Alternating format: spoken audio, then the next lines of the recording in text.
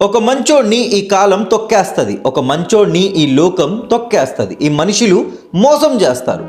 మంచోడ్లాగా బతకడం ఈ కలియుగంలో ఒక శ్రాపం కన్నా తక్కువేం కాదు. ఇది చెప్పిన మనుషులకి, ఇది నమ్మిన మనుషులకి ఒక నిజం చెప్తాను. మంచితనం అంటే ధైర్యం, పిరికితనం కాదు. భగవద్గీత చాప్టర్ 10 శ్లోక్ నెంబర్ 13లో అర్జునుడు చెప్తున్నారు కృష్ణుడికి, మాధవ, పెద్ద పెద్ద ఋషులే చెప్పారు నువ్వు ఉన్నావని, నారాయణుడు ఉన్నాడని. నారద చెప్పాడు, అస్థియ చెప్పాడు, దేవులా చెప్పింది, వ్యాసుడు కూడా చెప్పాడు. ఇప్పుడు నుంచి నేను నీకు నమ్మట్లేదు, ఎందుకంటే నువ్వు నాకు దర్శనం ఇచ్చావు, నువ్వు నా పక్కనే ఉన్నావు, నేను దీన్ని అనుభవిస్తున్నాను. ఈ శ్లోకం ద్వారా మనం ఏం తెలుసుకోవాలంటే, మనం దేవుణ్ణి ఎప్పుడు నమ్మడం ఆపేస్తాం తెలుసా? మనం మంచితనంని ఎప్పుడు నమ్మడం ఆపేస్తాం తెలుసా?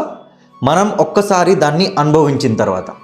ఎందుకంటే దాని తర్వాత మనకి నమ్మకంతో పని లేదు. ఎందుకంటే మనకి తెలుసు మనం చేసే మంచి ఎక్కడికి పోదు, మనం నమ్మే దేవుడు ఎక్కడో ఉండడు. మీరు కానీ అనుకుంటున్నారు దేవుడు ఎక్కడ లేరు అని. దేవుడు అర్జునుడిలాగా మీకు డైరెక్ట్గా దర్శనం ఇవ్వట్లేదని మీరు అనుకుంటే వాస్తవంకి ఇది ఒక అబద్ధం. రోజు మీరు దేవుణ్ణి చూస్తున్నారు ఏదో ఒక రూపంలో. ఏదో ఒక రూపంలో కాకపోయినా మిమ్మల్ని మీరు చూస్తున్నారు కదా. మీ గుండెల లోపల వెతకండి, దేవుడు అక్కడే ఉన్నారు.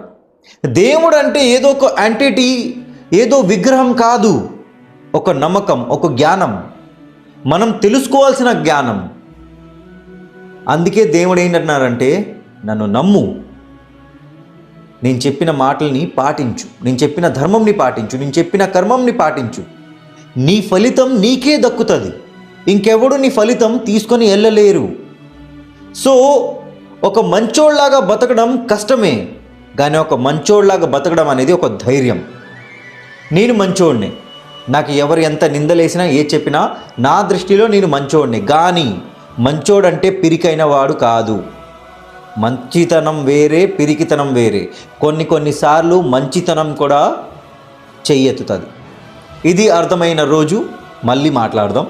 అప్పుడు దాకా జయ శ్రీకృష్ణ, హరే కృష్ణ, రాధే రాధే, జయ జగన్నాథ్. आहुस्त्वां ऋषयः सर्वे देवर्षिर्नारदस्तथा हसितो देवलो व्यासः स्वयं चैव ब्रवीषि. అలాగే మీలో ఎవరైతే ఆన్లైన్ క్లాసెస్కి అప్లై చేయాలనుకుంటున్నారో దాని లింక్ బయోలో ఉంది. అలాగే ఒక చిన్న గివ్ అవేలో మీరు పార్టిసిపేట్ చేయొచ్చు. గెలిచిన వాళ్ళకి మొబైల్ అండ్ భగవద్గీత అలాగే క్లాసెస్ ఫ్రీ.